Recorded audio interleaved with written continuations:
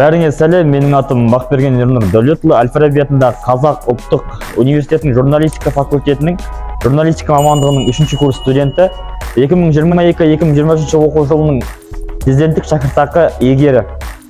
Осыған дейін бірнеше шараларға қатыстым. 3-ші курсқа дейін, мысалға ол Қайыржан Бекқожин оқулары, Тауман Амандосов оқулары, Ербол Шаймерденов оқулары, Марат Барманқұлов оқулары секілді бізде екінші семестрде ай сайын болатын шәкіртақы ұсынылатын оқулар бар.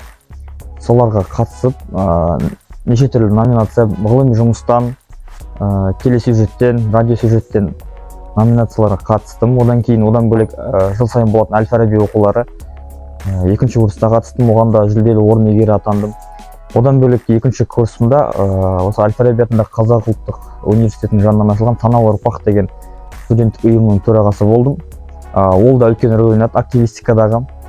Одан бөлек осы 3 курсқа дейін GPA балл бар ғой. Жалпы сабақтың барлығы 5-тен түспеді. Ол да президенттік шәкіртақы үлкен рөл ойнайды. Одан бөлек әскери кафедраның грантын ұтып алдым. Яғни одан физикалық норматив пен психотест арқылы әскери кафедраның офицер, запас офицер составында грантын ұтып алдым. Оның да сабақтар бар, оның да сессиясын жақсы тапсырдым. Осы сабақтағы балл, әскери кафедраның гранты, активистика және іс-шараларға қатысу арқылы осы президенттік шәкіртақыны иегері атандым.